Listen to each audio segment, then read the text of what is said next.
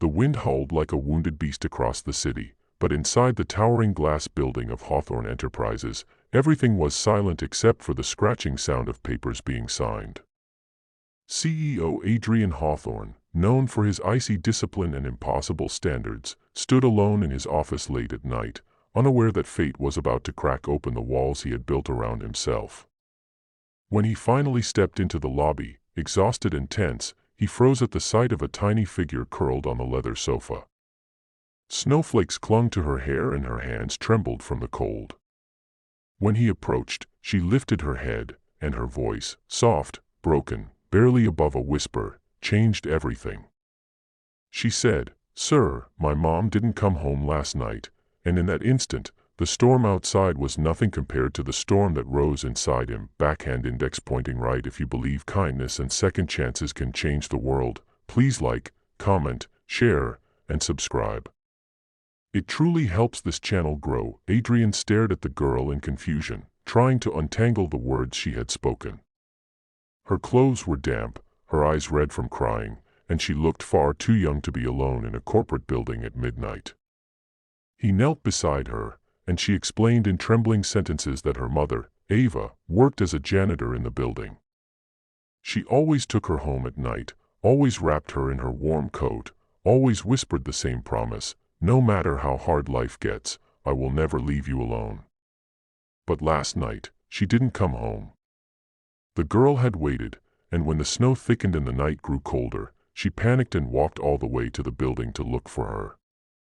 Adrian felt an unfamiliar heaviness settle in his chest.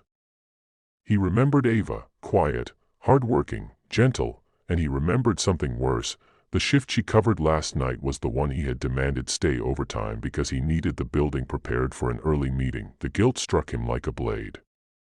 He ordered security to check the logs, but Ava had never clocked out. Panic threading through him, he grabbed his coat, picked up the shivering girl in his arms, and rushed toward the snowy night.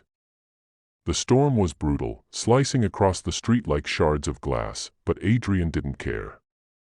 The guilt echoed louder than the wind. Every corner of the city felt endless, every shadow threatening. He retraced her route from the building, searching dumpsters, bus stops, and alleys where the snow had already swallowed half a night's worth of footprints. The little girl clung to him, whispering prayers into his shoulder, her fear tightening around him like chains. He had never felt more responsible for a life than he did in that moment. Hours passed.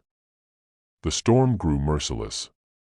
Adrian's expensive coat was soaked through, and his breath came out in ragged bursts. But he didn't stop.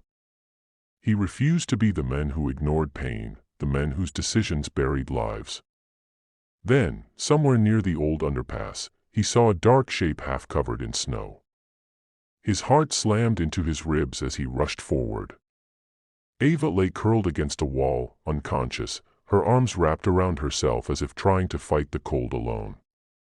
Adrian dropped to his knees, brushed the snow from her face, and felt a faint, fragile breath.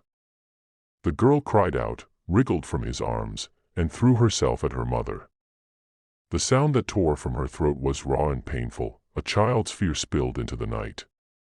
Adrian took off his own coat, wrapped it around Ava, and lifted her onto his back. The little girl held onto his arm while he trudged through the snow with both of them, refusing to give up. At the hospital, doctors confirmed that Ava had collapsed from exhaustion and cold. She was dehydrated, underfed, and had probably pushed herself too hard to cover the extra shift. Adrian stood outside her room, soaked, shivering, and shaken to his core. He remembered passing her in the hall many times, how she always smiled despite carrying the weight of the world, how she never complained even when others treated her like she was invisible. He wondered how he, a man with everything, had failed to notice someone working so hard just to survive.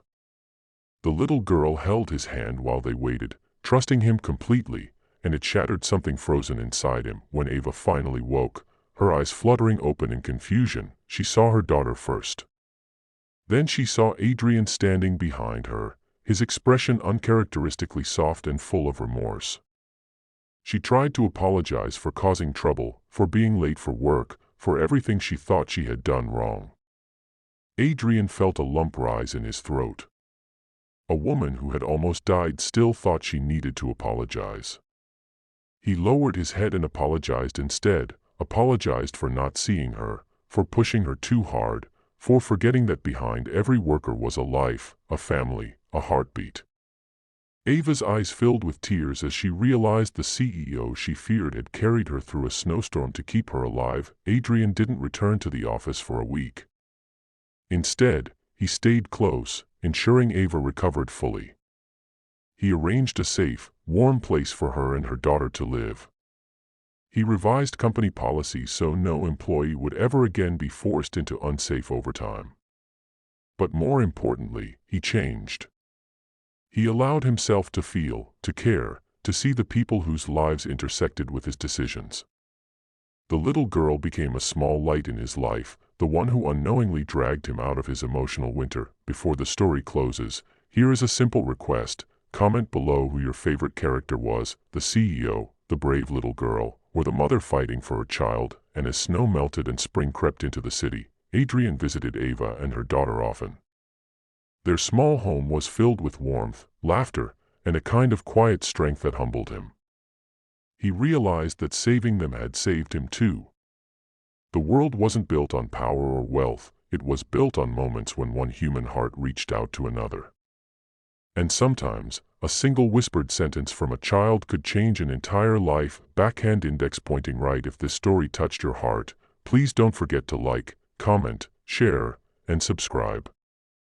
Your support means the world. If you'd like, I can now create your SEO package, hashtags, keywords, and 6 image prompts for this story.